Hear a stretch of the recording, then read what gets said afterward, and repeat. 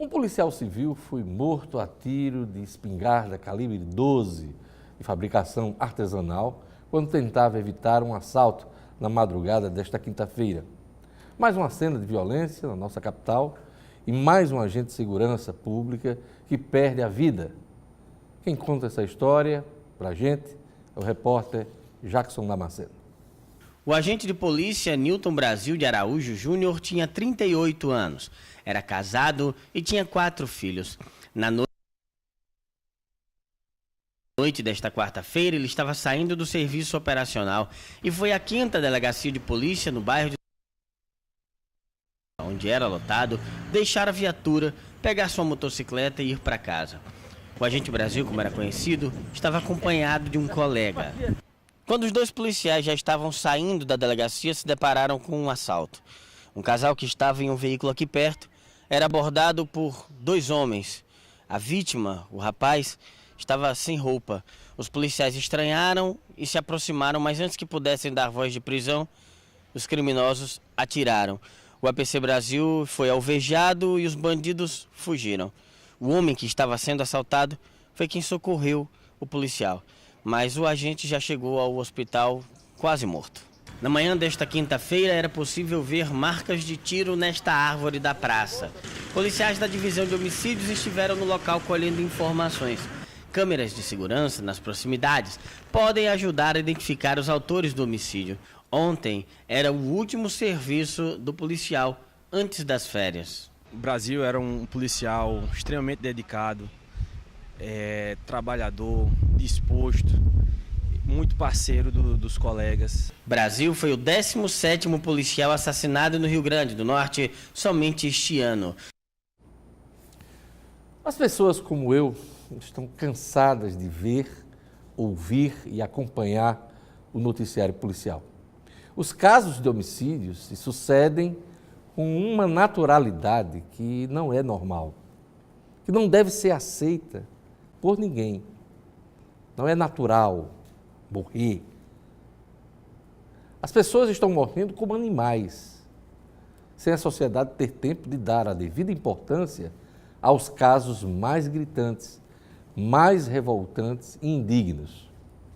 Não perca a conta. 17 agentes da segurança pública, entre os quais 15 PMs e 2 policiais civis, foram mortos no Rio Grande do Norte somente neste ano. Parece uma caçada aos policiais. E o fenômeno é uma realidade em todo o país. Muito lamentável. E nossas autoridades da segurança pública não conseguem dar um basta nisso. Infelizmente, a morte violenta, a morte matada, virou rotina na vida da gente e qualquer um pode ser a próxima vítima. Deus nos livre e guarde. Os planos médicos individuais terão reajuste de até 10%, mais do que o dobro da inflação estimada para o ano, que é de 4%. Não adianta reclamar. O aumento foi autorizado pela Agência Nacional de Saúde Suplementar. A reportagem é de Tiziano Kessler. O valor mensal de R$ 654 do plano de saúde já pesa no orçamento desta comerciante e vai pesar ainda mais. A operadora já avisou o novo valor, acima de R$ 700. Pensei 2 vezes em cancelar ele, mas vou tentar mantê-lo porque eu preciso. A partir de agora, os planos de saúde individuais vão ter reajuste de até 10%. O índice foi autorizado pela ANS, Agência Nacional de Saúde. Uma decisão provisória da Justiça limitava a correção a 5,72% a pedido do IDEC, o Instituto de Defesa do Consumidor. Mas a liminar foi derrubada 10 dias depois. Deveria haver uma transparência maior para que o consumidor soubesse o porquê desse reajuste, os critérios que são levados em consideração para o cálculo do reajuste. A Abrange, que representa os convênios médicos, alega que os custos da saúde são maiores do que a inflação em geral e precisam considerar fatores como o investimento em tecnologia e especialização dos profissionais. A ANS informou que as operadoras podem estabelecer reajustes menores. O limite de 10% vale para o período de maio deste ano até abril do ano que vem e deve ser aplicado no mês de aniversário de cada contrato. Por isso, a cobrança vai ser retroativa para quem contratou a assistência médica nos meses de maio, junho e julho. Para planos que vencem em maio, por exemplo, além do novo valor, os clientes ainda vão pagar a diferença referente a 3 mensalidades não reajustadas até agora. A cobrança adicional será feita em agosto, setembro e outubro. Mais de 8 milhões de brasileiros têm planos individuais, 17% do total de mais de 47 milhões de usuários de convênios médicos em todo o país. Os restantes são contratos coletivos, que não têm aumento controlado pela ANS. As próprias operadoras estabelecem o índice. Os órgãos de defesa do consumidor eles têm que continuar pressionando para que tenham critérios mais objetivos e que seja consagrado o direito à informação do consumidor. No país do Estado, máximo na hora de arrecadar e mínimo na hora de prestar serviço, o cidadão segue aí tendo que pagar, às vezes, quando ele tem condições, né, de contratar um plano de saúde, pagando 3 vezes pela saúde.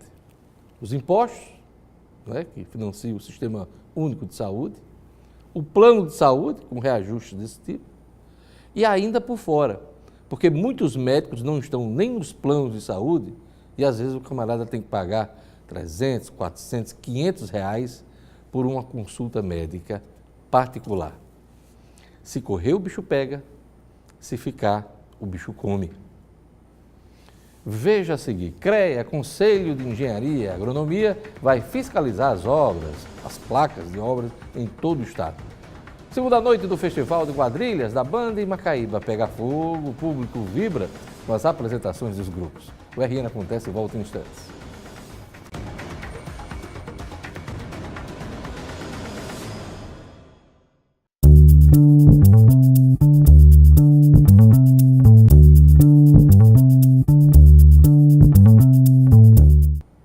O Conselho Regional de Engenharia e Agronomia, o CREA, vai fiscalizar a instalação de placas em obras no estado. O foco estará no engenheiro responsável pelas construções. O trabalho inicial será de conscientização. Depois a ideia é multar quem não estiver cumprindo as regras. E Jackson Damasceno traz os detalhes. Ela não está aí à toa. Existe uma lei federal que determina que cada obra, pública ou privada, tenha na frente uma placa visível com o nome do profissional engenheiro responsável.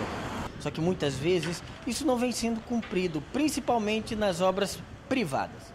E agora, o Conselho Regional de Engenharia e Arquitetura, o CREA, diz que vai fiscalizar. Nós passamos já alguns meses, né, mandando informações, mala direta, redes sociais, para todos os profissionais, dizendo que a partir do dia 25 de junho, esse passado, a gente iria cobrar. O objetivo da placa é simplesmente comunicar à população que ali tem um profissional responsável, avisar quem pode ser procurado em qualquer necessidade. Fora isso, a placa serve também como divulgação do próprio engenheiro. Deixa de ser um marketing pessoal dele, da empresa dele, que ele vai aparecer uma placa visível para todos que passam. Então, muitas vezes as pessoas desconhecem, está precisando de uma empresa ou de um profissional para determinado serviço e aquela placa tem a informação que ele quer. O CREA não determina dimensões nem material para a placa. Somente orienta que ela tenha pelo menos 1 metro de largura por meio de altura e que esteja bem visível. A não instalação pode representar autuação e multa para o dono da obra. E a lei não trata só de grandes obras, como estádios, rodovias, condomínios. Fala até mesmo de uma pequena reforma em uma casa simples, ou a construção do famoso puxadinho. Aliás, de acordo com o CREA, é esse tipo de obra que gera mais reclamações. Porque essas obras, elas trazem muito transtorno para a vizinhança. Puxadinho, quando não é feito por um profissional, tem queda de estrutura, tijolos, não tem muito cuidado e afeta a vizinhança. O vizinho vem reclamar aqui na ouvidoria, o ouvidor procura entrar em contato com o proprietário e ele tem que contratar um engenheiro, porque tendo um engenheiro, ele vai buscar fazer com que aquela obra traga o menor transtorno possível para a sociedade. Segunda noite do Festival de Quadrilhas da Band em Macaíba pegou fogo, hein? O público vibrou com as apresentações dos grupos. Vanessa Carvalho acompanhou a festa. Eles chegam juntos, geralmente em ônibus fretados. Trocam de roupa, montam cenário, fazem pequenos ajustes, se reúnem para a concentração e depois que passam do corredor de entrada, o ginásio vira palco de verdadeiros espetáculos. O segundo dia do Festival Band de Quadrilhas Juninas foi marcado por muito glamour, brilho, mas também por muita tradição.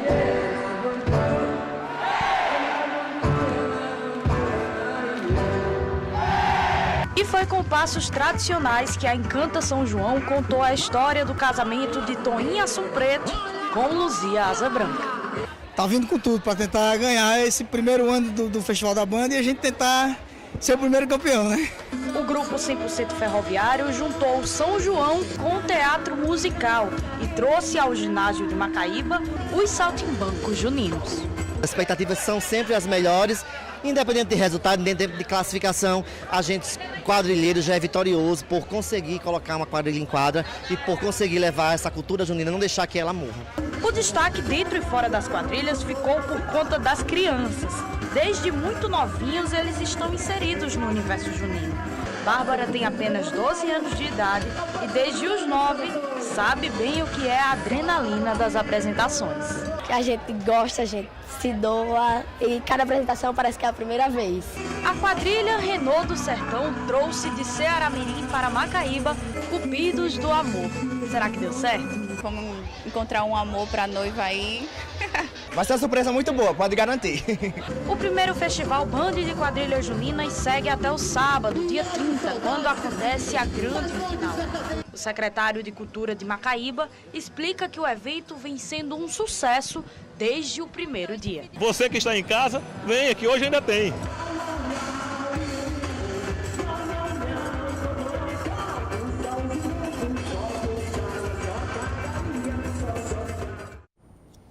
Festa sensacional. Hoje continua, hein? Vai até o dia 30.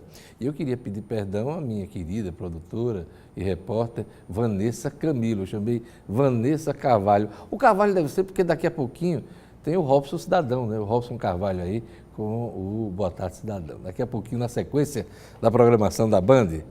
Perdão, Vanessa Camilo. Veja a seguir minha entrevista com o advogado Kennedy Diógenes, especialista em direito eleitoral. Só se fala em Copa da Rússia, mas as eleições estão chegando. Guarde só um instante.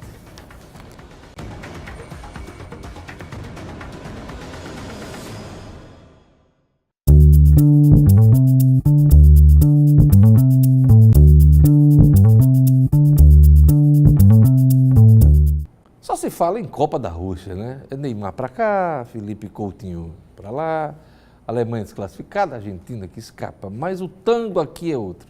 Depois da Copa, as atenções do brasileiro devem se voltar para as eleições.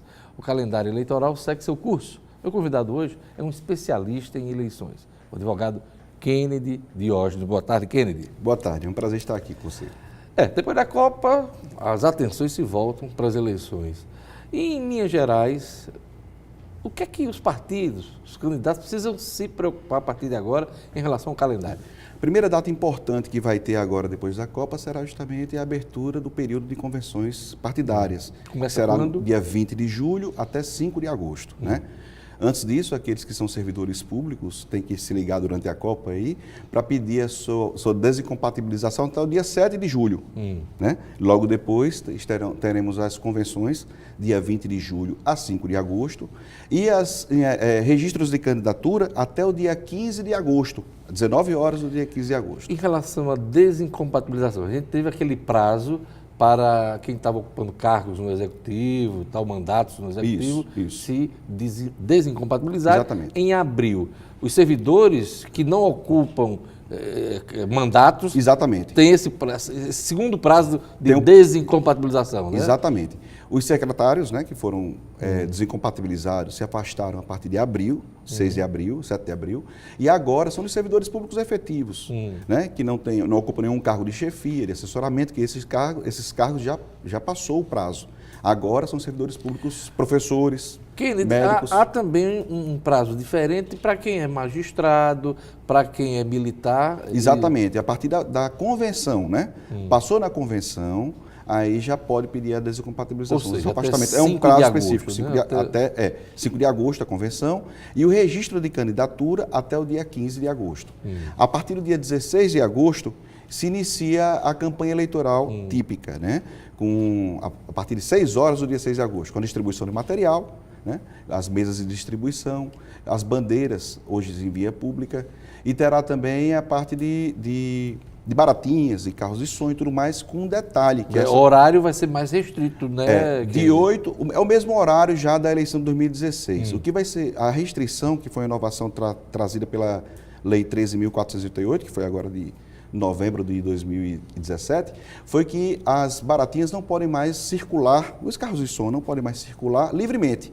Ele precisa estar engajado numa passeata, numa carreata ou num comício, ou seja, com a presença do candidato. Quer dizer, não vai ter mais aquele trânsito aleatório, não. Tem que ser específico a uma ação que o candidato ou o partido vai realizar naquele exatamente, instante, né? Exatamente. Esse é um grande diferencial, né? Vai trazer uma economia para o gasto eleitoral, que inclusive é a primeira campanha que nós teremos com o financiamento público de campanha também, é um financiamento misto, porque tem público e privado. Menos o saco também, né? Isso aí a população agradece. Porque às vezes o camarada se sente incomodado. A população agradece. Fogos de artifício já estavam proibidos, né? Já estavam desde 2016. Continuam proibidos. Né? Quer dizer, isso vai diminuindo também o gasto e vai aumentando a qualidade de vida durante o período eleitoral. Em relação à propaganda, mantém-se aquelas regras do tamanho do cartaz, do outdoor. Aliás, não pode outdoor. Né? Não pode outdoor. O maior material gráfico permitido é adesivo, né?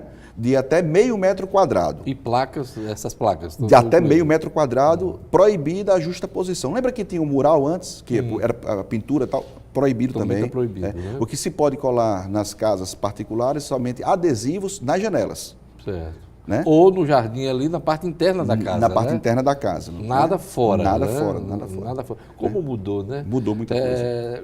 A gente que é um pouco mais rodado, mais tempo, né? Da nossa época. Vem depois, aquele período da redemocratização, quando a gente começou a votar para presidente, para prefeito, enfim. E era uma verdadeira sujeira na cidade. Existe até o troféu Porquinho para aqueles candidatos sujões, né? Que hoje é crime eleitoral, o que chama de derrame. Aquela questão de um candidato facultar, somente ele facultar a possibilidade de alguém pegar seus panfletos, distribuir e derrubar na rua, já é crime eleitoral. Isso vai evitar, Kennedy, aquela sujeira nos locais de votação no dia da eleição. Exatamente. Não? Lembra? Que inclusive chegam a provocar acidentes, né? Exatamente. Pessoas escorregam, já houve casos graves. Ainda em 2016 já houve condenação desse caso de crime eleitoral em função justamente disso. Em São Paulo ocorreu isso, né? E no Rio de Janeiro ocorreu. Né? Então, assim, a gente tem notado que a preocupação do legislador é justamente transformar as eleições mais limpas, de todos os aspectos. De todas as formas. E, na sua opinião, as pessoas estão ligadas a essas novas regras? Se não estão ligadas, precisam ser ligadas. Precisam, principalmente com relação à prestação de contas, né? Que a primeira prestação de contas, a parcial, vai ser a partir do dia 9 de setembro. 9 de setembro, até o dia 13 de setembro. Um mês depois. Né? Vai ter que fazer. Que as pessoas não ainda prestaram atenção é que a prestação de contas hoje, principalmente em função da questão do financiamento público de campanha, né, que é o fundão, o fundo eleitoral, a prestação é quase online. A cada 72 horas você tem que alimentar o sistema daquelas despesas que você tem hoje. Então você tem uma despesa hoje, ou uma doação hoje, recebe hoje, você tem 72 horas para alimentar. O TSE vai acompanhar isso quase online, just in time, né? Estão proibidas as contribuições de empresas. De empresas. Teremos a contribuição avulsa, individual das pessoas. Tem um limite para isso. Qual é o limite, Kennedy? 10% da sua renda bruta declarada em 2017. né? Tem que prestar atenção nisso. Porque candidatos ricos poderão bancar a própria campanha, né? Poderão bancar agora, né? né? Até o limite que foi imposto pelo TSE. Por exemplo, o governador do estado do Rio Grande do Norte, ele pode fazer uma campanha eleitoral até 5,6 milhões de reais. Senador, 3 milhões. Né? Deputado federal, 2,4 milhões e deputado estadual, 1 milhão de reais. São valores irreais, viu? Porque a gente sabe que as campanhas custam muito mais, né? Um dos objetivos justamente da legislação é coibir o famigerado Caixa 2, né? Então, é difícil, né? É quase impossível, né? Diógenes, está ficando cada vez mais difícil isso acontecer para o político, né? Porque como é que ele vai fazer essa questão da contabilização, do recurso, a transitação, o trânsito do recurso? E hoje há um cruzamento maior de dados entre a Justiça Eleitoral, Receita Federal e os demais órgãos de fiscalização. O maior banco de dados hoje, que concentra do Detran, informações do Detran, imóveis, Receita Federal é do TSE. Ele concentrou todas as informações, então se você vende alguma coisa, se você faz alguma coisa, se você saca um dinheiro acima de 10 mil reais, né? Tudo isso está sendo concentrado para saber. Inclusive, a questão da quebra, a possível quebra de sigilo bancário, ele vai identificar naquela questão das doações particulares, daquilo que foi doado e se houve depósito antes da doação. Então, isso tem que ser, realmente as pessoas, os políticos, eles têm que entender uma coisa. A legislação mudou, nós estamos numa era pós-Lava Jato, e é preciso precisamos prestar atenção em tudo. Nosso tempo está acabando, Kennedy, temos mais um minutinho. Eu queria que você fizesse alguma análise com relação à pesquisa e a propaganda no rádio e na TV. A pesquisa eleitoral? Com relação à pesquisa eleitoral, ela está começando, ela desde 1º de janeiro só pode ser feita regulamentada, registrada no TSE, né? Então, todos os institutos, eles precisam mostrar o seu plano de amostragem, a sua pesquisa previamente. Quem está financiando, o contratante, o contratado, né? E está sendo muito mais... E rádio e TV teremos o tempo definido mais curto, né? Mas a gente começa agora dia 31 de agosto do Rádio e TV e vai até o dia 4 de outubro, que a proposta do 4 de outubro é a última também para debates, para reuniões políticas e também para o último comício. E vedações para quem são apresentadores e tudo mais. A vedação, você se candidatando a governador do estado... Não é o caso. Mas você teria que se descompatibilizar agora a partir do dia 30 de junho. Não poderia mais apresentar o jornal. É isso né? aí. Então, qualquer apresentador... Não, só estou... Não vou fazer isso não. Kennedy, muito obrigado por sua participação aqui no nosso programa. Eu que agradeço. Vamos conversar mais vezes, porque Kennedy é um dos especialistas em direito eleitoral aqui no Rio Grande do Norte. E faz homenagem a duas grandes figuras, né? Kennedy e Diógenes. Obrigado. O RN Acontece vai ficando por aqui. Obrigado pela audiência. Siga com a programação da Band Natal. Veja a reprise do programa no portal nominuto.com. O RN Acontece volta amanhã. Até lá.